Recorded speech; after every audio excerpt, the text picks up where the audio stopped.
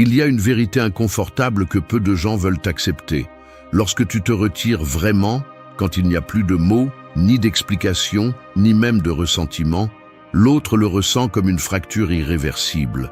Il ne s'agit pas de distance physique ni de bloquer des messages, mais d'une fermeture interne, presque chirurgicale, où l'autre personne n'a plus accès à ce qui a un jour exercé son pouvoir sur toi. Ce moment où tu ne valides plus, ne justifies plus, ne te bats plus ni ne réclames, est le point où tu cesses de porter un poids qui n'était pas le tien. Le stoïcisme le souligne clairement. Ce qui dépend de toi, c'est ta réaction, pas le comportement des autres. Et quand tu choisis le silence, non pas comme une punition mais comme une protection, la dynamique s'effondre car il n'y a plus de combustible pour le jeu émotionnel. Beaucoup de gens craignent d'être froids ou détachés, mais la réalité est que cette coupure radicale est le seul langage qui interrompt des décennies de manipulation et d'épuisement. L'absence définitive n'est pas une vengeance, c'est un acte de soin de soi. Celui qui veut vraiment retrouver sa dignité et sa paix apprend à cesser de négocier avec celui qui ne sait que cumuler des dettes émotionnelles. Personne n'est obligé de rester prévisible, ni de faciliter le retour de celui qui cherche seulement à vérifier s'il peut encore tirer tes ficelles. La seule chose que tu dois te dire est ceci: le silence ne se malinterprète jamais, il ne se ressent que. La cohérence interne, bien qu'elle fasse mal au début, est le filtre définitif qui sépare le respect de soi de la dépendance. C'est ici que commence le processus de retrouver ton centre. 1.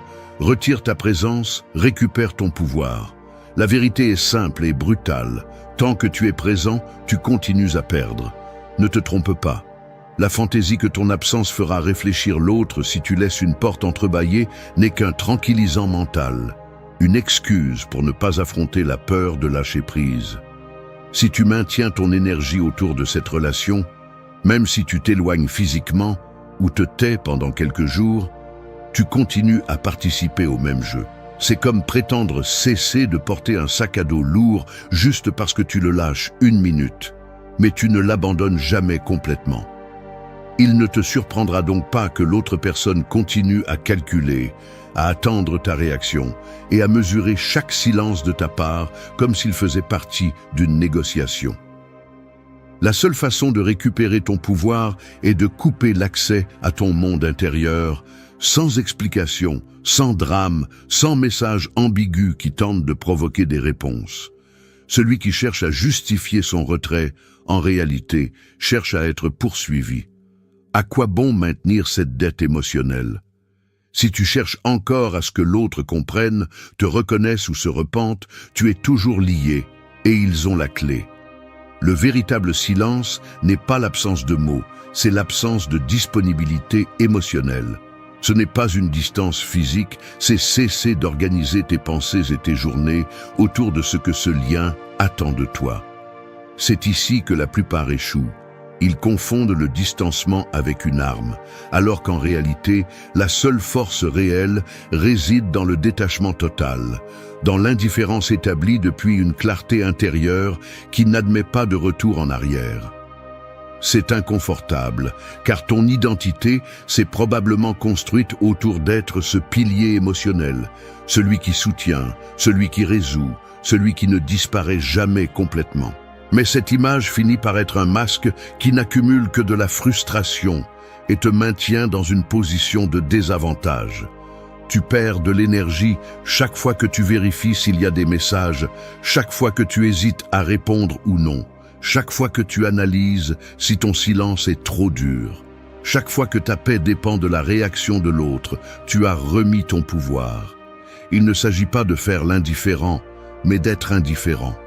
Le contrôle ne se récupère pas en quémandant des explications, ni en élaborant des silences stratégiques. Il se récupère quand tu cesses d'attendre, quand il n'y a plus aucune trace d'espoir de retour, quand tu acceptes que la relation telle que tu la connaissais est terminée pour toujours. Le retrait qui transforme n'est pas celui qui cherche à punir, mais celui qui ferme l'accès à ton énergie, celui qui cesse d'alimenter le cycle de dépendance et de manipulation. Si tu décides de te retirer, fais-le avec la conviction que tu n'as pas besoin d'être compris, ni pardonné, ni même regretté. Fais-le parce que ta dignité, ta sérénité et ton avenir pèsent plus que toute validation externe. Il y a ceux qui affirment vouloir la paix, mais qui restent attachés à l'attente d'une réaction, d'une excuse, d'une reconnaissance. Ce n'est pas la paix, c'est de la peur, déguisée en espoir. Si tu te justifies encore, tu attends toujours. Si tu vérifies encore ton téléphone en pensant à cette personne, tu cèdes toujours du terrain. La véritable liberté est interne et définitive. Le pouvoir revient lorsque l'accès se termine. Il n'y a pas de contrôle sans absence réelle. Ce ne sont pas de belles phrases, ce sont des vérités. Lorsque tu retires ta présence et élimines la prévisibilité, le jeu se termine, car l'autre personne n'a plus de moyens d'entrer dans ton monde. Il n'y a pas de retour en arrière, ni de rechute possible lorsque la clarté intérieure a fait le travail. Le silence soutenu et l'absence ferme ne sont pas des punitions, ce sont une déclaration d'autonomie. La paix arrive lorsque tu cesses de négocier avec toi-même et fais ce que tu sais que tu dois faire. Ici, il n'y a pas de magie, juste la décision de ne plus payer avec ton énergie pour une relation qui n'a jamais été équitable. Vas-tu continuer à donner ta dignité pour que l'autre ne soit pas gêné? Soit tu choisis de te retirer vraiment et de récupérer ta vie, soit tu continues à faire partie d'un système qui ne fonctionne que parce que tu l'alimentes. 2. Le silence intérieur désarme toute manipulation. Tu te réveilles et presque sans y penser, tu vérifies ton téléphone. Non pas parce que tu attends quelque chose de particulier, mais à cause de cette habitude automatique qui s'installe lorsque ta paix dépend d'une notification, d'un signe, de n'importe quoi qui réactive le cycle. Voici le premier piège. L'esprit entraîné à anticiper, interpréter et réagir à ce que l'autre fait ou ne fait pas. Derrière cette micro-action quotidienne se cache le véritable mécanisme de la manipulation émotionnelle, l'accès constant à ton espace mental. Le silence extérieur peut sembler suffisant, mais si à l'intérieur tu continues à tourner en rond sur la même histoire, si chaque geste de ta part est une réponse anticipée aux possibles mouvements de l'autre personne, alors le contrôle ne change jamais de main. La manipulation a juste besoin d'une chose pour survivre, que tu restes disponible, même en secret. Le silence intérieur n'est pas ne pas parler, ne pas écrire, ne pas se montrer. C'est la décision de cesser d'organiser ta vie émotionnelle autour des réactions de quelqu'un d'autre. C'est le moment où tu cesses de penser des phrases que tu ne diras jamais, où tu cesses d'imaginer des scénarios dans lesquels tu es compris, recherché ou valorisé. La véritable coupure se produit lorsque l'autre n'occupe plus le centre de la salle dans ton esprit, lorsque ces mouvements cessent d'importer parce que tu as changé le point de référence. C'est là que le jeu se désarme, parce que toute manipulation se nourrit de l'attente, de l'espoir d'une réponse, de l'espace mental que tu continues à céder en silence. À l'instant où tu deviens neutre à l'intérieur, l'autre perd la carte. Il ne sait plus comment entrer, ni quelle manette toucher, parce que ton monde cesse de tourner autour de sa présence ou de son absence. Cette neutralité n'arrive pas par accident. C'est le résultat d'identifier, un par un, les pensées automatiques qui te maintiennent lié. La justification, la fantaisie de rédemption, la peur d'être le méchant en coupant l'accès. Ça fait peur, parce que cela implique d'accepter qu'il n'y a plus de dette émotionnelle à payer, ni d'explication à donner, ni d'avenir à négocier. Pourtant, là réside la force. Ton énergie est un territoire privé. Personne n'entre sans permission. Cette clarté intérieure est ce qui désarme toute tentative de te tirer à nouveau dans l'ancienne dynamique. Lorsque ton silence cesse d'être une tactique et devient une conséquence naturelle de ton changement intérieur, la manipulation se heurte à un mur invisible. Il n'y a rien à négocier, car il n'y a plus de marchandises en offre. Il n'y a pas de réaction, car l'attente a été démantelée à la racine. Le conflit intérieur le plus difficile surgit lorsque l'esprit insiste pour chercher une clôture, une justice ou une reconnaissance. Mais la réalité est simple. Toute tentative d'explication ou de justification restaure la dynamique précédente, redonne le contrôle à l'autre et rouvre la blessure. Maintenir le silence intérieur est en essence maintenir ta propre valeur sans avoir besoin de témoins. Il ne s'agit pas de bloquer les émotions, mais de cesser d'investir de l'énergie en celui qui ne sait que prendre et jamais rendre. Tu t'entraînes à laisser passer l'impulsion de réagir, à ne pas chercher de signes là où tu trouvais auparavant du sens. Ici, la seule cohérence qui compte est celle que tu as avec toi-même. La neutralité est la véritable clôture. Le reste n'est que bruit qui te détourne. Lorsque ta vie mentale n'orbite plus autour de cette relation, l'autre le ressent, même sans mots. C'est l'absence totale de disponibilité qui détruit finalement toute tentative de manipulation. Et alors, pour la première fois depuis longtemps, tu récupères le contrôle réel, celui de ton attention, de ton énergie et de ton avenir. 3. N'explique pas ton absence, protège ta paix. Il y a une partie de toi qui veut encore expliquer. Pas par gentillesse ni par justice, mais par un mélange de peur et de besoin de reconnaissance. Cet élan presque automatique de justifier ta distance, de laisser entendre que tu ne pars pas par caprice, que ton absence a des raisons, que tu n'es pas le méchant de l'histoire. C'est inconfortable de l'admettre, mais sous cette urgence de t'expliquer se cache le résidu le plus persistant de la dépendance émotionnelle. La peur d'être mal compris, de passer pour froid, égoïste ou celui qui n'a pas assez lutté, peut te pousser à rédiger des messages qui ne guérissent rien, qui réinstallent simplement le vieux cycle. C'est ici que l'auto-analyse devient brutalement nécessaire.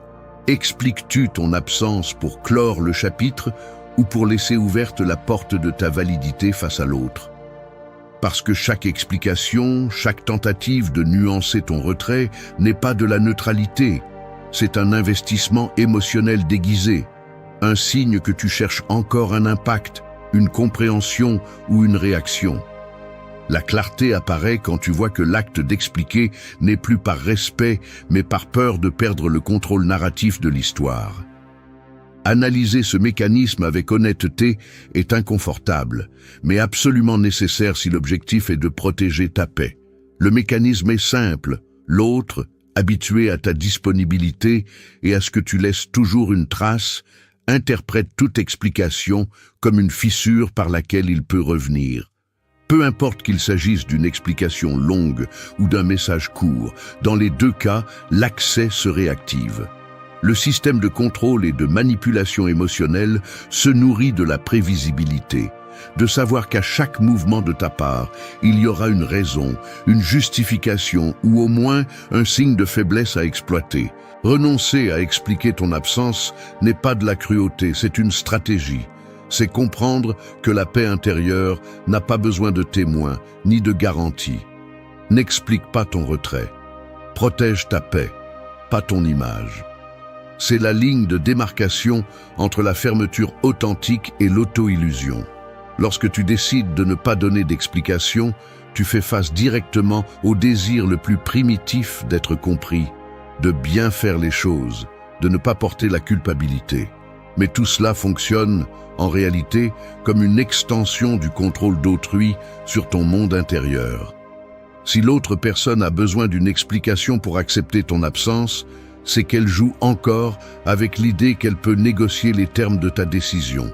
Et si tu lui en donnes une, même par politesse, au fond, tu continues à participer au même contrat invisible. Tu fournis des arguments et ils obtiennent accès à ton monde. La véritable issue est d'accepter que ta paix vaut plus que n'importe quelle narration, plus que n'importe quelle clôture formelle ou validation externe. L'explication est un pont qui ne sert qu'à le traverser à nouveau. L'autonomie personnelle commence lorsque tu es capable de supporter ce vide inconfortable qui reste lorsque tu te retires sans donner de version, lorsque tu supportes le poids de ne pas être compris, et pourtant, choisis de ne pas intervenir dans ce récit.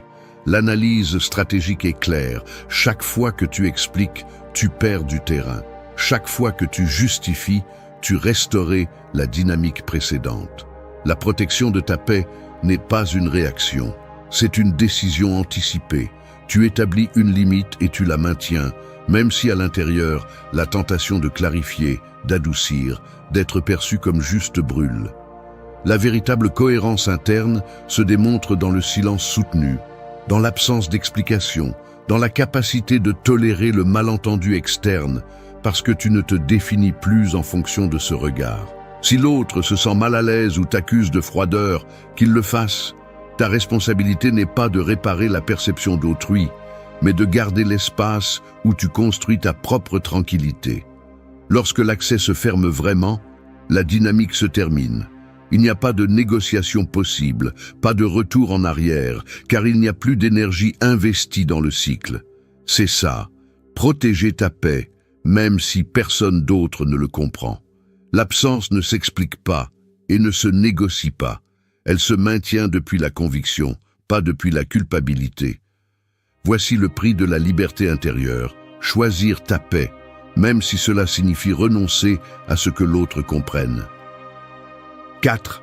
Brise la prévisibilité, brise le cycle.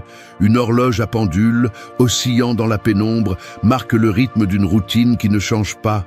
Chaque mouvement est prévisible, chaque son anticipé et, bien qu'à première vue cela semble inoffensif, ce va-et-vient constant soutient l'illusion que tout reste sous contrôle. C'est ainsi que fonctionne la prévisibilité dans une relation brisée. Tu es le pendule qui ne s'arrête jamais, délivrant des signaux, des réponses, des gestes que l'autre connaît déjà par cœur. Le cycle se nourrit de ces petits automatismes, le salut qui ne manque jamais, la réaction prévisible face à un message ambigu, la pause exacte avant de répondre à une réclamation, l'explication qui arrive toujours, même si tu jures que ce sera la dernière. Chacune de ces micro-actions expose la carte interne de ta disponibilité, et tant que tu restes dans ce rythme, l'autre sait exactement où appuyer pour obtenir ce qu'il cherche. Briser le cycle implique d'abord de cesser de te mouvoir au rythme que l'autre attend. Il y a un moment concret, presque physique, où tu cesses de répondre de manière automatique. Le téléphone vibre et tes mains ne se précipitent plus sur l'écran. La pensée de clarifier ou de justifier se présente, mais tu ne la laisses pas avancer. C'est un changement qui se ressent dans le corps, le regard qui ne cherche plus des traces d'approbation, le dos qui se redresse quand tu décides de ne pas entrer dans le jeu habituel, le silence qui n'est plus une pause stratégique, mais une absence complète d'attente. L'autre perçoit cette rupture, même dans les détails les plus subtils. Une phrase qui n'arrive pas, un geste qui ne se répète pas, une absence qui ne se comble pas par des sous-entendus ni des explications. Tout à coup, la routine se brise et ce vide déroute, car il n'y a plus de point d'appui pour mesurer ta réaction. La prévisibilité est la nourriture de toute dynamique inégale. Quand tu deviens imprévisible, non pas pour jouer, mais parce que tu as cessé de tourner autour du scénario de l'autre, tout le système vacille. L'autre commence à chercher des signaux là où il y avait auparavant des certitudes, mais tu as cessé de les émettre. Il n'y a plus de schéma auquel s'accrocher, ni de promesses tacites de retour, ni de réponses qui arrivent parce que tu le faisais toujours. Tu peux sentir la tension dans l'air. L'autre tâtonne, essaie, lance des appâts à la recherche d'une réaction connue et trouve un mur de neutralité qu'il ne sait pas comment escalader. Le cycle se brise au moment où tu élimines la répétition. C'est la ligne exacte où tu reprends le contrôle. Il ne s'agit pas de t'entraîner à être mystérieux ni d'inventer une personnalité froide, mais d'abandonner le rôle qui t'a été assigné et que tu as toi-même renforcé avec chaque geste prévisible. La rupture se remarque dans les petites décisions quotidiennes. Tu choisis de ne pas répondre, de ne pas clarifier. Ton visage n'est plus un catalogue d'émotions attendant d'être déchiffré. L'autre, habitué à lire tes réactions comme si elles étaient des instructions, se retrouve face à une page blanche. L'incertitude commence à ronger ce contrôle qui était auparavant absolu. Il n'y a pas de pouvoir sans anticipation. Sans scénario, il n'y a pas de manipulation. C'est simple et brutal. Oui, il y aura des tentatives de te provoquer, de te ramener dans le cycle avec des questions, des accusations ou des gestes qui fonctionnaient auparavant. Le véritable défi est de maintenir l'absence de prévisibilité même lorsque l'inconfort se fait sentir. C'est un entraînement à l'autocontrôle, un muscle qui se renforce chaque fois que tu choisis de ne pas répéter le même schéma. La liberté se ressent d'abord comme un vertige, puis comme un calme. Quand tu cesses de tourner autour de ce que l'autre attend, la relation perd ce noyau invisible qui la soutenait. Le cycle se ferme pour toujours quand tu comprends que ta dignité n'a pas besoin d'être annoncée ni défendue, juste protégée dans le silence. 5.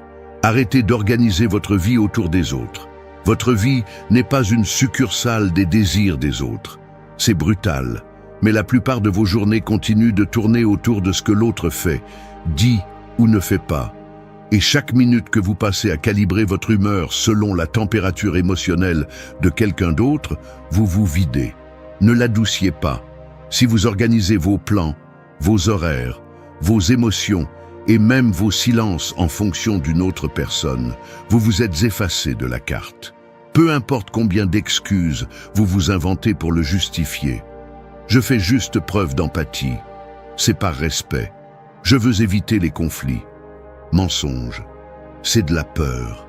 C'est la peur de faire face à votre propre vide, de ne pas savoir quoi faire de votre temps, de découvrir que votre identité est si collée à la validation des autres que vous ne pouvez pas vous souvenir de la dernière fois où vous avez décidé quelque chose sans attendre une réaction. Arrêtez de vous mentir. Chaque fois que vous reportez vos décisions en attendant l'approbation de l'autre partie, vous vous déclarez incapable de gouverner votre propre vie. Et cela se paie cher, avec de l'anxiété, de la frustration, avec un sentiment de petitesse qui s'installe et ne vous lâche pas. La dépendance émotionnelle ne se soutient pas par de grands gestes, mais par des milliers de micro-décisions quotidiennes où vous cédez votre pouvoir et vous ne le remarquez même pas. C'est ce choix invisible d'attendre une réponse avant d'avancer, d'ajuster vos mots pour éviter le mécontentement, de planifier vos journées autour de la possibilité d'une rencontre ou d'une excuse. On vous a entraîné à croire que prendre soin du lien signifie sacrifier votre centre, mais ce que vous parvenez à faire, c'est alimenter l'asymétrie. L'autre personne s'habitue à ce que tout tourne autour d'elle, et quand vous essayez enfin de mettre une limite, elle le vit comme une trahison. Mais la véritable rupture réside dans le fait de cesser de prioriser ce qu'ils attendent et de commencer à demander, sans filtre, « que veux-je ?» peu importe si cela plaît ou dérange l'autre. Ce muscle est atrophié. C'est pourquoi il est si difficile de l'exercer.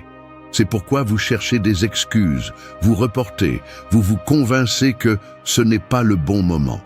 Arrêtez de vous mentir. La dignité n'attend pas son tour. Lorsque vous cessez d'organiser votre vie autour des autres, il ne s'agit pas seulement de couper un contact ou de bloquer un numéro. Il s'agit de reprogrammer votre esprit pour cesser de demander en silence si ce que vous faites sera bien vu ou si cela provoquera une réaction. C'est un entraînement inconfortable. On a l'impression d'être nu en public, sans le refuge de cette attente constante. Mais c'est là que commence la reconstruction. Parce que personne ne va vous rendre le temps perdu, ni récompenser votre sacrifice silencieux. La seule chose que vous parvenez à faire, en étant le satellite de quelqu'un d'autre, c'est de vous perdre dans l'orbite de ses besoins. Les gens forts ne négocient pas leur centre. Les gens forts ne demandent pas la permission d'exister. Le pas décisif est de choisir vos priorités, même si cela dérange, d'avancer même si vous ne recevez pas d'approbation, et de soutenir le regard quand on essaie de vous blâmer, de ne plus tourner autour de leur monde. Parce que oui, ils vont vous accuser d'égoïsme, de froideur, d'ingratitude. C'est le prix à payer pour retrouver votre autonomie. Préférez la solitude plutôt que l'esclavage émotionnel. Votre vie est à vous. Personne n'a le droit de la programmer à votre place. Vous ne retrouverez pas votre paix tant que vous continuerez à mesurer chaque pas avec la règle de leurs attentes. Il est temps de cesser d'être le personnage secondaire de votre propre histoire. Si vous ne vous choisissez pas, personne ne le fera pour vous. Arrêtez de demander la permission d'être qui vous êtes. La seule validation dont vous avez besoin est celle que vous vous donnez lorsque, enfin, vous vous placez au centre de votre vie. 6. Maintenez la neutralité. Éliminez le jeu de pouvoir. La neutralité n'est pas une pause, c'est la frontière définitive entre le soin de soi et l'abandon de soi. Le jeu de pouvoir n'existe que si vous y participez, et chaque fois que vous choisissez d'entrer dans la danse des réactions, vous justifiez votre blessure et perpétuez votre propre épuisement. L'autre peut essayer n'importe quelle stratégie, provocation, silence, messages ambigus, mais tout s'effondre au moment où vous cessez de répondre par le désir d'influencer, de clarifier ou de vérifier que votre absence pèse. La vérité inconfortable est que, tant que vous ne lâchez pas le besoin d'avoir le dernier mot ou d'être reconnu, vous restez lié à une dynamique qui ne fait que vous consommer. Le contrôle n'a jamais été chez l'autre, il a toujours été le vôtre, mais vous le remettiez chaque fois que vous aviez besoin d'être validé. Celui qui maintient la neutralité maintient le véritable pouvoir. C'est la base. Cessez d'alimenter l'attente d'un dénouement, d'une reconnaissance, d'une justice émotionnelle qui n'arrive jamais. Au plus profond, maintenir la neutralité est une bataille silencieuse contre de vieilles habitudes mentales qui vous demandent de réagir, qui vous murmurent que rester indifférent est être cruel ou que abandonner le rôle de soignant est trahir vos propres valeurs. Cependant, ce récit ne vous garde prisonnier que de la nécessité de plaire, d'ajuster votre énergie et votre temps en fonction de comment l'autre se sente ou agisse. La peur d'être perçu comme froid, égoïste ou insensible est la dernière chaîne. Ce qui n'est pas souvent reconnu, c'est que cette prétendue empathie est en réalité un piège mental. Vous continuez à jouer parce que vous ne supportez pas le vide de ne pas importer, le poids du non-réponse, l'inconfort de couper l'accès sans donner d'explication. Mais cet inconfort n'est que le prix de votre liberté. La neutralité est le signe qu'il n'y a plus rien à négocier. Vous n'avez pas à être cruel, vous devez juste cesser d'être prévisible, d'être la ressource émotionnelle disponible, celle qui est toujours prête à soutenir ce que l'autre ne veut pas porter. Maintenir la neutralité, c'est entraîner votre esprit à ne pas s'emballer à chaque tentative de contact, à ne pas tomber dans le cycle de lire entre les lignes ou de chercher des intentions cachées. C'est une discipline interne. Détecter l'impulsion de répondre et la laisser passer, résister à la tentation d'expliquer ou d'adoucir votre absence, tolérer l'inconfort que l'autre ne comprenne pas. Il ne s'agit pas de bloquer les émotions, mais de cesser d'investir dans une dette émotionnelle qui ne fait que croître et n'est jamais réglée. C'est ici que beaucoup échouent, car ils confondent neutralité avec froideur, alors qu'en réalité, c'est une forme de respect radical envers soi-même. La neutralité brise le jeu car elle élimine la variable la plus importante, la réaction. Sans elle, le système s'effondre. L'autre peut insister, mais là où il trouvait auparavant un terrain fertile, il n'y a maintenant qu'une limite immuable. Lorsque vous maintenez la neutralité, vous cessez de projeter des scénarios futurs, d'attendre des réponses, d'organiser vos journées autour de ce qui pourrait se passer. Vous récupérez votre attention et votre énergie et dans cet espace apparaît une clarté brutale. Vous n'avez plus à prouver quoi que ce soit, à justifier quoi que ce soit, à attendre quoi que ce soit. La relation perd son centre parce que vous le redonnez à vous-même. Ce qui était auparavant une lutte constante pour le contrôle se transforme en une décision ferme de ne pas participer au jeu. Le pouvoir est dans l'absence de réaction. C'est la liberté que personne ne peut vous enlever. Et bien qu'au début cela soit difficile, avec le temps, la neutralité devient votre état naturel. Parce que ce qui vous définit désormais, ce n'est plus ce que vous faites ou ne faites pas pour l'autre, mais ce que vous choisissez de soutenir pour vous-même. 7. Ne cherche pas de clôture en dehors de toi. Tu sors du travail, tu montes dans les transports, tu ouvres le chat par habitude et tu relis la dernière conversation. Tu cherches un signe, un indice de clôture, la preuve que tout s'est terminé de manière claire ou du moins juste. Cet élan est aussi automatique que respiré.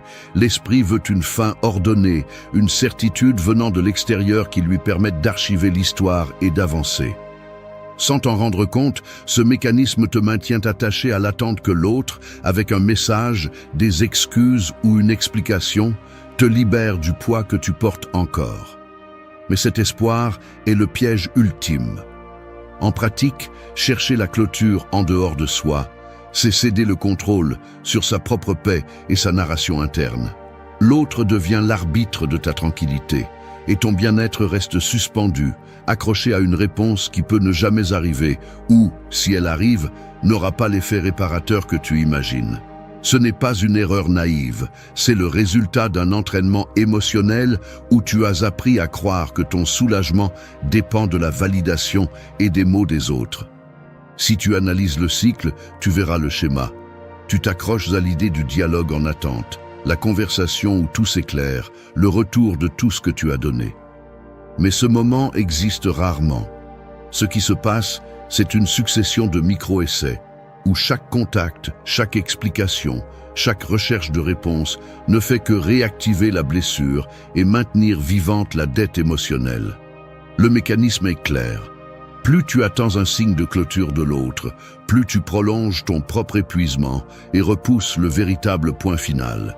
C'est comme repousser le paiement d'une dette en pensant que demain sera plus facile, alors qu'en réalité, seul l'intérêt augmente. La clôture externe est un mirage. Même si une explication arrive, elle n'apporte presque jamais un soulagement réel, car l'inconfort interne est soutenu par ta propre attente, non par l'information que tu reçois. La clôture que tu cherches à l'extérieur ne compense jamais la paix que tu as perdue à l'intérieur. C'est la première fracture de ce système. La prochaine étape dans la carte mentale est d'identifier le coût de continuer à chercher à l'extérieur ce que tu ne peux te donner qu'à l'intérieur. Chaque fois que tu laisses entre les mains de l'autre le dénouement, tu renonces à ton autonomie émotionnelle. Tu deviens dépendant de variables que tu ne contrôles pas. Temps, état d'esprit, niveau d'honnêteté ou même le simple désir de l'autre de clôturer le cycle. Le résultat est que tu restes piégé dans la procrastination, tournant en rond autour de ce qui n'arrive jamais. De plus, cette recherche de clôture externe se déguise souvent en maturité ou en besoin de justice. Mais en réalité, c'est une forme raffinée d'éviter le vide, de ne pas affronter la vérité. Que la clôture authentique est une décision unipersonnelle, une coupure que tu es le seul à pouvoir exécuter, même si l'autre ne le reconnaît jamais. La clé est d'accepter que la véritable clôture est un acte de renonciation. Tu renonces à l'illusion que l'autre te doit quelque chose de plus, à la fantaisie qu'une phrase magique peut restaurer ce qui est perdu, au confort de laisser l'autre porter la responsabilité de ta paix. Ce n'est pas de la résignation, c'est de la clarté. Lorsque tu choisis de ne plus attendre, tu reprends le contrôle sur ta narration et tes émotions. La véritable fin est interne. Elle n'a besoin ni de témoins, ni de permission. L'énergie que tu investissais auparavant à vérifier, supposer ou anticiper revient maintenant à toi et commence à reconstruire ce que le cycle a usé. Accepter que l'autre ne sera pas celui qui te fermera la porte est inconfortable, mais libérateur. Cela t'oblige à regarder à l'intérieur et à te dire, sans fioriture, que tu ne vas plus dépenser ton énergie pour quelqu'un qui ne peut, ne veut ou ne sait pas te donner la clôture que tu mérites. Là, juste à ce point, commence la véritable reconstruction. Tu ne cherches plus d'arguments, ni d'excuses, ni de justice. Tu décides simplement, avec une nouvelle conviction, que ta paix n'est pas en négociation. Tout le reste n'est que l'écho d'une attente qui n'a plus de pouvoir sur toi. 8. Cohérence interne avant réaction externe. Je l'admets, c'est plus difficile que ce que l'on veut reconnaître. Il y a des jours où le corps semble fonctionner en automatique, mais à l'intérieur, l'esprit est au bord du sabotage. Tu sens comment la peau se tend quand une notification apparaît, comment ta respiration change rien qu'en voyant un nom sur l'écran. De l'extérieur, tu peux sembler calme, mais à l'intérieur, tu es dans un pouls constant entre le besoin de répondre et le désir de te protéger. Le conflit est brutalement physique, une pulsation dans la gorge, un nœud dans l'estomac, les mains qui parcourent le téléphone, même si tu sais déjà que tu ne devrais pas. C'est ce que personne ne dit. L'incohérence interne se manifeste dans des détails minuscules. Dans le corps, dans cet élan de répondre quand tu sais que la seule chose que tu devrais faire est de garder le silence. Le soin de soi ne se sent pas comme un soulagement immédiat. Cela ressemble plus à une gêne aiguë, une abstinence émotionnelle qui exige une réelle force. Tu observes tes gestes et tu te découvres en train de tomber dans de vieux automatismes. Écrire un message et le supprimer, passer en revue mentalement des phrases que tu n'enverras jamais, inventer des excuses pour entrer dans le chat au cas où. Tout cela est réaction, pas cohérence. C'est agir par peur, par l'élan de ne pas perdre le contrôle externe, même si cela signifie te trahir à l'intérieur. La cohérence interne est autre chose, c'est cette décision muette qui se traduit par des gestes concrets, en laissant le téléphone face cachée, en sortant marcher quand l'anxiété serre, en regardant le plafond au milieu de la nuit, et en résistant à la tentation de chercher des signes. C'est la discipline de te maintenir lorsque l'esprit crie qu'une action rapide calmerait le vide. Mais tu sais que ce soulagement est un piège qui te ramène au point de départ. La cohérence est inconfortable. La réaction est addictive.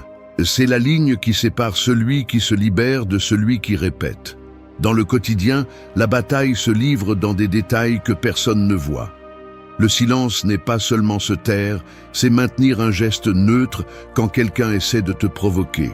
C'est ne pas altérer ta routine, même si l'autre cherche à te déstabiliser par des absences ou des messages ambigus. C'est s'asseoir devant une tasse de café.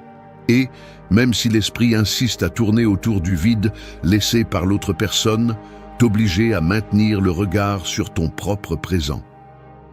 La cohérence interne est une résistance pratique.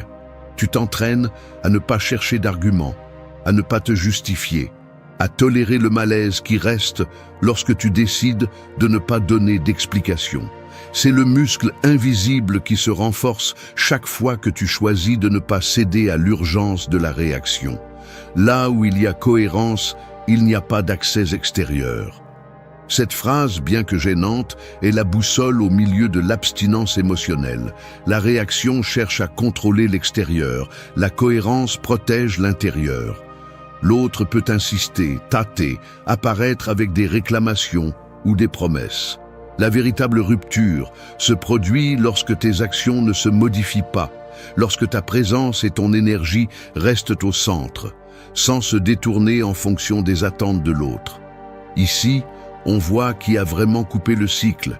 Il n'y a plus de gestes cherchant à être interprétés, ni de silence stratégique attendant d'être brisé. Il ne reste que la décision ferme de ne pas organiser ta paix autour de ce que l'autre fait ou ne fait pas. C'est une scène silencieuse, presque invisible de l'extérieur, mais puissante. Tes mains immobiles, le dos droit, le regard qui ne cherche plus le reflet chez l'autre, mais dans ton propre axe. Au final, la cohérence interne est la seule garantie que le retrait est réel et définitif. Peu importe la pression que tu reçois pour réagir, si tes actions et ton état mental restent alignés, l'accès se ferme et la dynamique se termine. La paix n'est pas l'absence de conflits externes, mais la décision de ne pas bouger au rythme de ce que l'autre attend. C'est cela la maturité émotionnelle, même si cela fait mal, même si c'est difficile. Parce que la véritable liberté se construit dans le silence inconfortable de la cohérence, pas dans le soulagement momentané de la réaction. Merci. Il y a une vérité inconfortable que peu de gens veulent accepter. La façon dont tu choisis d'utiliser la première heure de ta matinée est un reflet brutal de qui tu es vraiment. Peu importe combien de plans tu écris, ni quelles bonnes intentions tu as la veille. Ce que tu fais en te réveillant révèle ton niveau d'autodiscipline et la qualité de ton esprit. La plupart cèdent à l'inertie, se laissent entraîner par l'attrait du téléphone, l'urgence de répondre aux messages, le bruit de ce que les autres attendent de toi. C'est ainsi que commence la journée pour presque tout le monde, en étant l'effet de forces externes, pas la cause de sa propre vie. Mais il existe une autre façon de commencer. Le stoïcisme n'est pas une théorie à lire avant de dormir, c'est un entraînement mental quotidien, un mécanisme de défense et de progrès. Celui qui contrôle sa première heure contrôle le reste de la journée. La sérénité n'est pas un cadeau, elle se construit, elle se tire de la routine et de la peur avec discipline et clarté. Chaque matin est un examen, et la note dépend de ta capacité à choisir la conscience plutôt que la réaction, la vertu plutôt que le confort, le but plutôt que la routine. Aujourd'hui, je ne te propose pas de promesses vides, ni de belles phrases pour te sentir mieux 5 minutes. Je te propose 10 exercices mentaux qui peuvent briser la paresse et l'automatisme qui te freinent. Nous ne sommes pas des victimes du matin, nous en sommes responsables. La façon dont tu commences la journée est ta véritable déclaration de principe. Entraîne ton esprit avant que le monde n'essaie de le conditionner à ta place. 1. Choisissez votre attitude avant de commencer la journée. La plupart des gens se lèvent déjà vaincus. Ce n'est pas que la journée les batte, c'est qu'ils ne se battent même pas. À peine ouvrent-ils les yeux et leur premier acte est de se rendre. Ils prennent leur téléphone, s'immergent dans des messages d'autrui et sans s'en rendre compte, ils cèdent le contrôle de leur humeur à tout ce qui apparaît sur l'écran. Si vous commencez ainsi, ce n'est pas le destin qui vous pousse, c'est vous-même qui vous met la corde au cou chaque matin.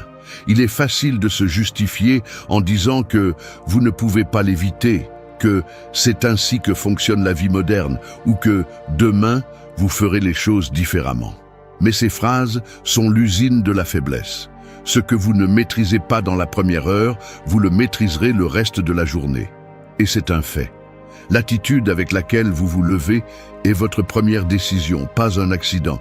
Ici, il n'y a pas de place pour les excuses. Vous êtes responsable de ce que vous permettez d'entrer dans votre esprit à peine réveillé. Allez-vous choisir de commencer la journée avec de l'anxiété empruntée ou avec une direction propre? Si votre première pensée est réactive, vous avez déjà perdu l'initiative. Si vous ne prenez pas une position ferme avant de sortir du lit, n'importe quel courant vous emportera et, à midi, vous serez déjà en train de répéter des schémas automatiques justifiant vos réactions, accumulant de la frustration en vous sentant à la merci de tout et de tous. Il ne s'agit pas de se sentir motivé, il s'agit d'exercer un contrôle. Un stoïque n'attend pas que les circonstances soient favorables pour décider qui il veut être. Je ne vous parle pas de sourire faux ni de positivisme bon marché. C'est autre chose. Reconnaître, de front et sans anesthésie, que votre attitude est l'outil le plus puissant que vous ayez et que, si vous ne l'utilisez pas, vous la gaspillez. Il y a un moment, à peine vous ouvrez les yeux, où vous pouvez choisir entre suivre le même scénario ou en écrire un nouveau. Cette décision est un petit acte de rébellion contre l'inertie. Et oui, c'est difficile. Au début, ça fait mal. Mais chaque fois que vous choisissez la conscience, vous gagnez du muscle mental. Et chaque fois que vous vous abandonnez au pilote automatique, cette dette interne grandit. Demandez-vous, allez-vous être l'auteur de votre journée ou juste un spectateur? Il n'y a pas de neutralité ici. Personne ne va vous offrir de la clarté, de l'autodiscipline ou un but. La première minute de la journée est à vous ou elle est aux autres. Choisissez votre attitude ou quelqu'un d'autre la choisira pour vous. La différence entre une journée gâchée et une journée vécue commence dans ce choix silencieux. Le caractère se forge quand personne ne vous regarde. Ce que vous tolérez le matin définit ce que vous permettez dans votre vie. La médiocrité est confortable, mais elle vous coûte cher avec les années. Proposez-vous, aujourd'hui, avant de sortir du lit, je décide d'être maître de mon humeur. Personne ne va mener cette bataille pour vous. Commencez par vous-même et ne négociez pas avec votre faiblesse. 2. Protège ton esprit du bruit extérieur. À peine ouvres-tu la porte de ta maison, le monde est déjà en train de parler. Klaxons, voix, Notifications, annonces, collées sur les murs, fragments de conversation d'autrui. Tout rivalise pour attirer ton attention, comme si ton esprit était un écran public sur lequel n'importe qui peut laisser un message. Il est facile de se perdre là-dedans, de laisser la première vague d'informations t'emporter et dicter ton humeur, tes priorités, même les préoccupations que tu vas porter toute la journée. Parfois, il n'est même pas nécessaire de sortir. Il suffit d'allumer le téléphone ou de regarder les emails pour sentir que quelque chose d'extérieur décide déjà pour toi. Et si tu le permets, la clarté avec laquelle tu t'es réveillé se trouble, comme une eau claire qui devient trouble au premier contact avec la boue. Ce n'est pas un hasard si tu termines épuisé avant midi. Ton esprit traite des centaines de stimuli que tu n'as même pas choisis, et chacun laisse un petit résidu, une inquiétude, un doute, un désir qui n'était pas le tien jusqu'à ce que quelqu'un le sème sans demander la permission. Dans ce désordre, le plus facile est de perdre le fil de tes propres intentions et de commencer à fonctionner en mode automatique, répondant à ce que les autres attendent, à ce que l'environnement exige, à ce qu'un écran dicte. Le mécanisme est subtil. On pense qu'on choisit, mais en réalité, on ne fait que réagir. Si tu ne filtres pas ce que tu laisses entrer dans ta tête, tu finis par vivre avec des idées empruntées et des émotions de seconde main. Il y a un piège caché dans l'excès d'informations. Cela te donne l'impression d'être connecté, mais en réalité, cela te fragmente. Chaque morceau de nouvelles, chaque opinion d'autrui, chaque urgence fausse épuise ton énergie mentale, jusqu'à ce qu'il te soit difficile de distinguer l'important de l'accessoire. C'est comme essayer d'écouter ta propre voix dans une foule qui crie. Et c'est ici que se joue l'autodiscipline. Il ne s'agit pas de s'isoler du monde, mais d'apprendre à défendre ton espace mental, de mettre des limites claires à ce que tu permets de t'affecter. Tout ne mérite pas ton attention, ni chaque stimulus ne mérite une réaction. Tout ce qui arrive ne doit pas rester, rappelle-le chaque matin. Le stoïque comprend que l'esprit est une ressource limitée et que le protéger du bruit extérieur est une forme de respect envers soi-même. Il ne s'agit pas d'arrogance, mais d'hygiène mentale. Si tu ouvres la porte à chaque message, à chaque opinion, à chaque demande d'autrui, tu finis par devenir esclave d'un agenda qui n'est pas le tien. C'est pourquoi choisis tes premières sources d'information avec le même sérieux que celui avec lequel tu choisis quoi manger ou en qui faire confiance. La véritable clarté n'est pas le fruit du hasard, c'est le résultat d'une sélection consciente. Ce que tu permets de t'influencer finit par façonner ton caractère. Que ta journée ne commence pas avec le poids de l'extérieur. Entraîne-toi à protéger ton esprit. Celui qui ne met pas de filtre finit par vivre dans le désordre des autres. 3. Dirige tes pensées, ne les suis pas. Je l'admets, souvent j'ai laissé mes pensées me mener à des endroits que je n'ai pas choisis, comme si elles étaient des courants inévitables. On se trompe en croyant qu'on raisonne, alors qu'en réalité, on suit simplement le fil d'une préoccupation, d'une peur, d'une vieille habitude mentale qui se réactive sans avertissement. Ce glissement n'est pas inoffensif, c'est le début d'une chaîne.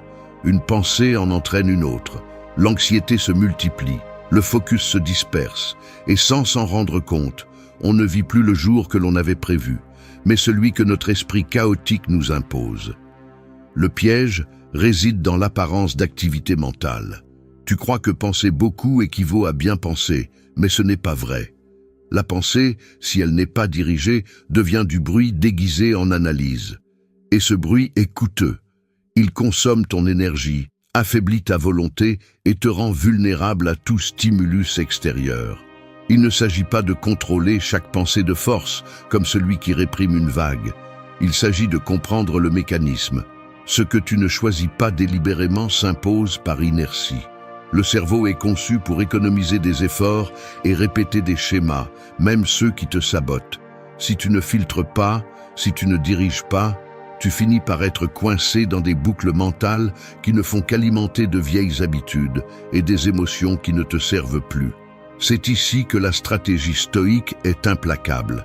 N'accepte pas chaque pensée comme si elle était vérité, ni comme si elle méritait ton attention automatique.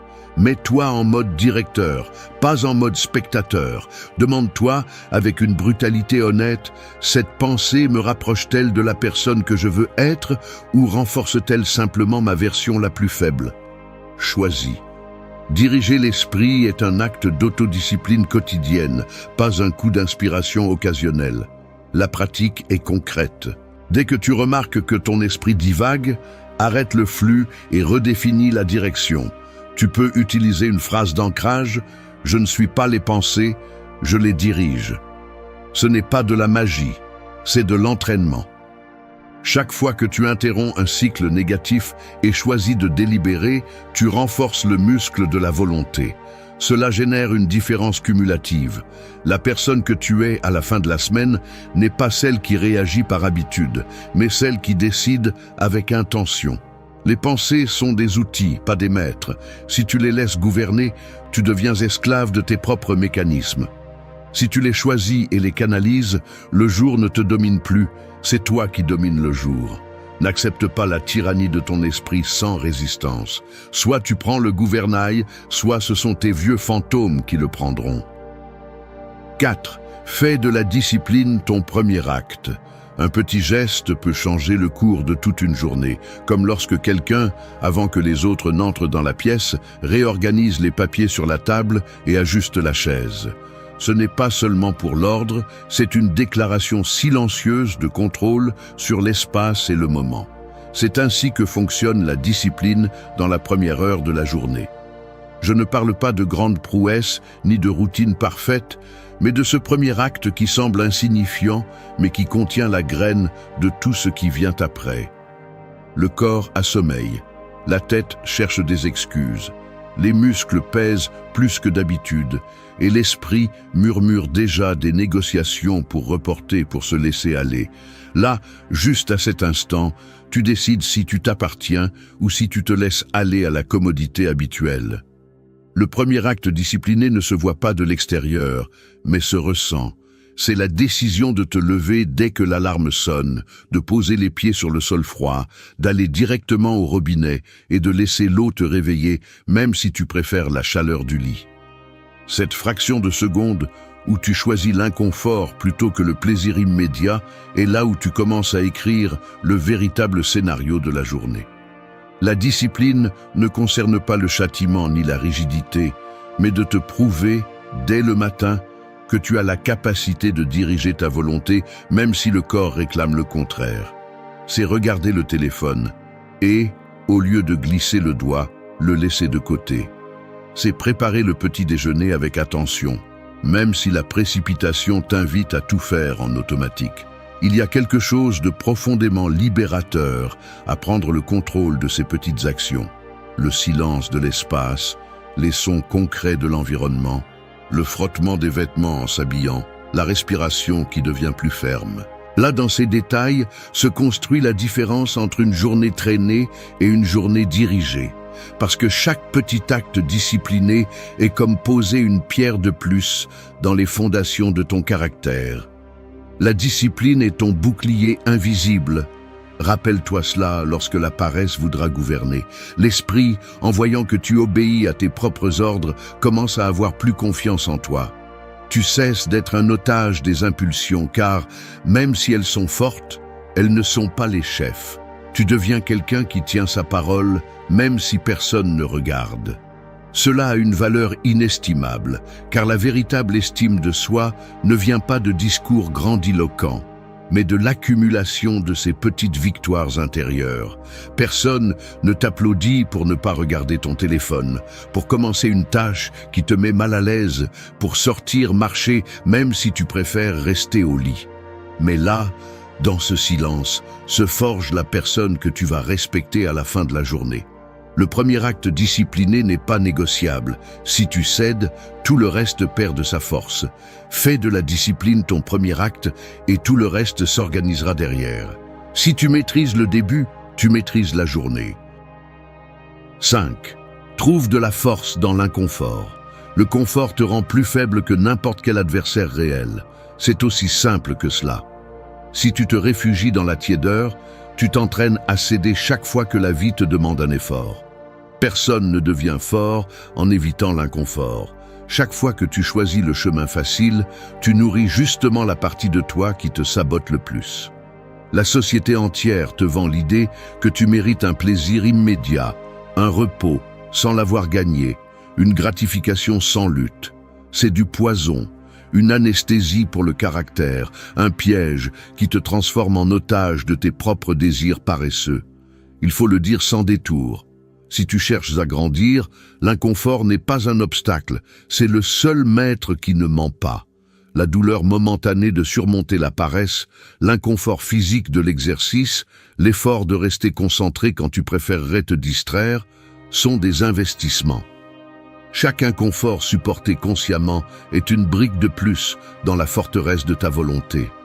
Ce qui te coûte, te construit. Et ce n'est pas un slogan, c'est une réalité biologique et psychologique. Tu veux savoir pourquoi tu continues à répéter les mêmes erreurs? Parce qu'à peine quelque chose te dérange, tu abandonnes. Tu changes de tâche, cherches une distraction, inventes des excuses de adulte fatigué. Ce n'est pas le destin, ce n'est pas la génétique, ce n'est pas la malchance. C'est ta tolérance à l'inconfort qui détermine ta limite. Si tout ce que tu fais est conçu pour éviter tout contact avec l'inconfort, prépare-toi à une vie de faiblesse et de regret.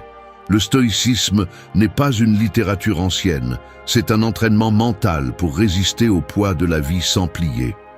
Observe tes matins. Quand le corps demande 5 minutes de plus au lit, quand l'esprit exige que tu reportes ce qui est difficile, c'est là que tout se joue. Celui qui cède à ses petites gênes cède ensuite dans les grandes choses.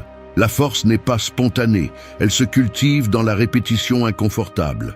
Arrête de glorifier la facilité, arrête de te protéger de ce qui te fait un peu mal. Le véritable respect de soi naît lorsque tu supportes l'inconfort et que tu restes ferme. L'inconfort est l'alchimie de ceux qui refusent d'être moyens. Prends-le comme une loi. N'attends pas de te sentir prêt. Le moment d'inconfort n'est jamais agréable, mais c'est là que se trouve l'or. Lorsque tu choisis délibérément ce qui est difficile, tu te prouves que tu es capable de gouverner ton esprit et ton corps. C'est la différence entre une journée médiocre et une journée de véritable avancée. Tu n'es pas spécial en évitant la douleur, tu es commun.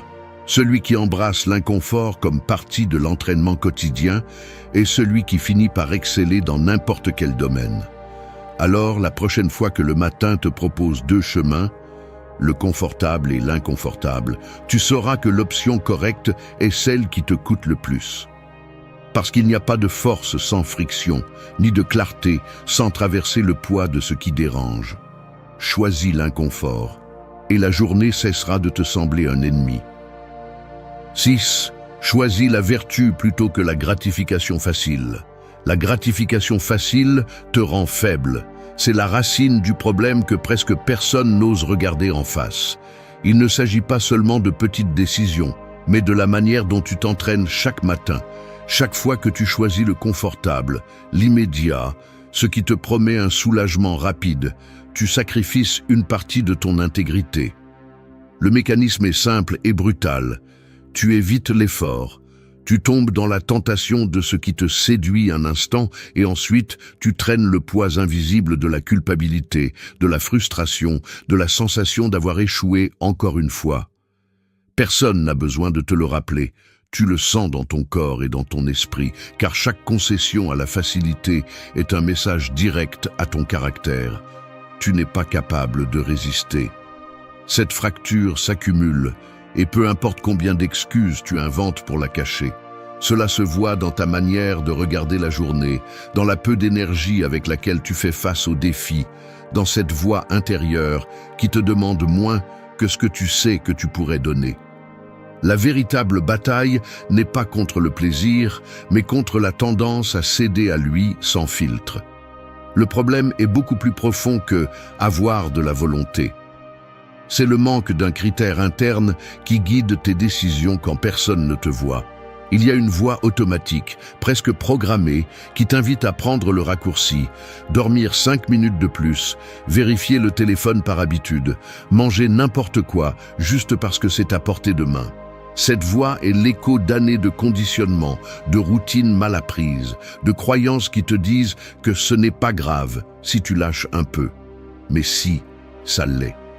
Chaque acte d'auto-indulgence est un recul silencieux qui façonne l'identité que tu tolères d'être. La gratification immédiate est une dette à long terme. Elle te vole l'opportunité de ressentir une véritable fierté pour qui tu es à la fin de la journée.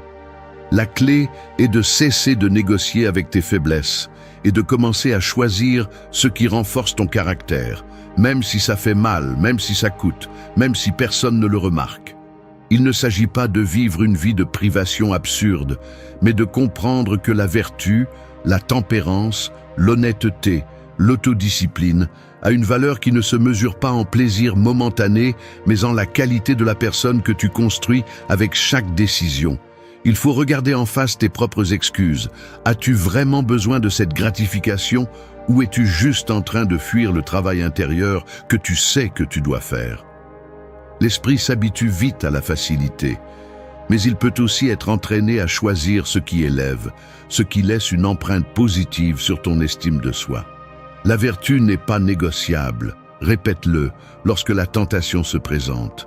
L'intégrité ne se construit pas dans les grands moments, mais dans ces secondes inconfortables où tu choisis le chemin difficile parce que tu sais qu'il est le bon. Le plaisir sans mérite ne laisse pas de paix, seulement du vide. La gratification facile est l'ennemi de la liberté. Si tu veux du respect de soi, choisis la vertu, même si tout ton corps réclame le contraire. Maîtrise aujourd'hui, satisfaction réelle demain. 7. Anticipe les défis, pas les thèmes. Vous sortez de chez vous et à peine quelques mètres parcourus, le trafic est bloqué. Il y a une file d'attente au magasin, quelqu'un vous parle à la hâte et vous avez déjà la sensation que la journée se complique avant même de pouvoir prendre de l'élan. Ce n'est pas de la malchance, ni un coup du sort. La vie n'est pas conçue pour vous laisser le chemin libre, et si chaque petit contretemps vous surprend comme s'il s'agissait d'une injustice, c'est parce que vous continuez à espérer que tout fonctionne selon vos désirs. Voici l'erreur fondamentale. La plupart des gens abordent la matinée comme si c'était une feuille blanche, espérant qu'elle reste propre, alors qu'en réalité, le monde vient déjà avec des tâches, des obstacles, des exigences extérieures et des désajustements inévitables. Si vous n'anticipez pas cela, vous devenez otage de votre propre naïveté, réagissant avec frustration à chaque faux pas, accumulant irritation et interprétant chaque inconvénient comme une offense personnelle. C'est vivre sur la défensive, et cela vous épuise bien avant midi. Ce qui distingue ceux qui avancent avec assurance, ce n'est pas qu'ils aient moins de problèmes, mais qu'ils s'entraînent à attendre les défis et à les affronter sans drame. Le mécanisme est clair. Si au réveil vous partez du principe que la journée apportera des difficultés, et vous le faites de manière consciente, pas résignée, votre esprit se programme pour répondre, pas pour se lamenter. Il s'agit de vous inoculer contre la surprise, de construire une tolérance active au désordre, aux erreurs des autres, au retard, aux imprévus. Ainsi, lorsque le premier obstacle apparaît, vous ne perdez pas de temps à vous plaindre ni à chercher des coupables. Vous prenez simplement la décision de vous adapter, d'ajuster le plan, de recommencer si nécessaire. Le stoïcisme est une pure stratégie. Vous préparez mentalement à ce qui va presque sûrement mal tourner, non pas pour vous enfoncer dans le pessimisme, mais pour renforcer cette partie de vous qui ne négocie plus avec la réalité. Si vous savez qu'il y aura du poids, vous ajustez votre posture. Si vous savez que tout peut changer sans avertissement, vous entraînez la flexibilité de votre caractère. Anticiper n'est pas craindre. C'est décider à l'avance que vous ne vous briserez pas. C'est la phrase emblématique que vous devez vous rappeler. Chaque fois que vous êtes surpris par ce qui était prévisible, vous perdez de l'énergie et du pouvoir de décision. Si, en revanche, vous vous levez avec la conviction que les défis ne sont pas des anomalies, mais font partie du design de la journée, la fatigue émotionnelle diminue et la frustration perd de sa force. Ce n'est pas de la résignation ni de la froideur. C'est un entraînement délibéré pour réduire l'écart entre ce que vous attendez et ce qui se passe. Celui qui anticipe les coups ajuste son humeur. Celui qui attend seulement du confort paie le prix de la déception constante. C'est pourquoi, avant de sortir, dites-vous « Aujourd'hui, je ferai face à des obstacles et je répondrai avec clarté ». Cette phrase fonctionne comme un bouclier invisible. N'ayez pas peur des défis. Utilisez-les pour mesurer votre croissance. Celui qui anticipe ne se paralyse pas, il agit avec un avantage. Votre sérénité dépend de votre préparation mentale, non de l'absence de problèmes. 8. Pratiquez la compassion comme une force quotidienne. J'ai du mal à l'admettre, mais il y a des matins où je sors dans la rue avec le froncement de sourcils et la mâchoire serrée, comme si j'étais déjà prêt à me défendre contre le monde avant même que quelqu'un ne me regarde. Je sens le poids de mes propres préoccupations s'accumuler derrière mes yeux et, en croisant des inconnus, la dernière chose à laquelle je pense est de les voir comme des personnes traversant leur propre bataille. Je deviens dur à l'intérieur, presque mécanique dans mes gestes. Je regarde le conducteur impatient, la dame qui marche lentement, le jeune distrait au coin de la rue. Et tout cela, je le filtre à travers le prisme de ma propre fatigue ou de mes propres jugements. Dans cet état, la compassion n'est pas une priorité. C'est à peine un joli mot qui résonne au loin, comme s'il appartenait à un autre type de personne, plus douce ou plus éclairée. Mais il suffit que quelqu'un me renvoie un simple sourire ou un salut sincère pour que je remarque le contraste brutal. Cette petite fissure dans l'armure me rappelle tout ce que je perds en me durcissant. La compassion n'est pas une faiblesse, c'est un muscle qui s'atrophie si tu l'ignores, et chaque matin j'ai le choix de l'exercer ou de le laisser mourir. Dans la pratique, la compassion commence par les choses les plus simples. Prêter attention au visage, reconnaître la fatigue dans les yeux des autres, remarquer comment quelqu'un tient son téléphone avec des mains tremblantes, ou comment un travailleur ramasse les ordures tout en levant à peine la tête. Le bruit du trafic se mêle au pas pressé, l'odeur du pain frais se croise avec celle de la fumée des camions, et, au milieu de tout ce chaos, chaque personne est une somme d'histoires invisibles. Si tu t'arrêtes une seconde pour vraiment observer, tu vois que personne n'est exempt de fardeau. La compassion est la capacité de regarder au-delà de ton propre agenda et de comprendre que les autres, même s'ils ne te le disent pas, mènent aussi des batailles que tu n'imagines pas. Il ne s'agit pas de sentimentalisme ni de se laisser piétiner. C'est une force pratique. Quand tu choisis de comprendre plutôt que de juger, tu te donnes un avantage invisible. La colère des autres ne te déséquilibre plus de la même manière. Les mots durs perdent leur tranchant. L'empressement des autres cesse de te transmettre de l'anxiété.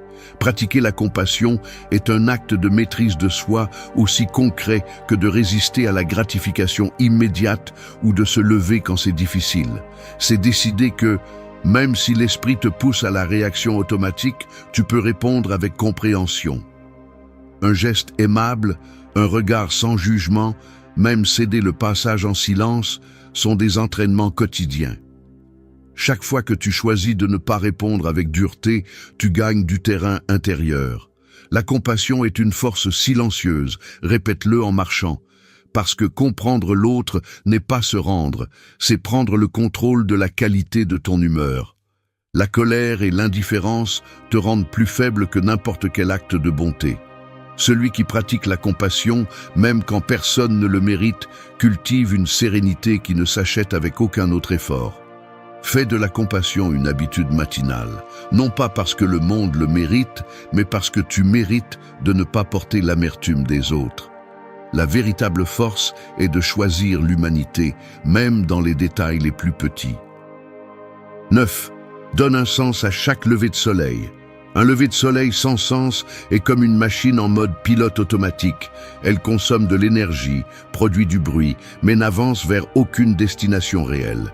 C'est ainsi que tu vis lorsque tu te limites à répéter des routines vides, lorsque tu te lèves simplement parce que c'est nécessaire, sans te demander pourquoi.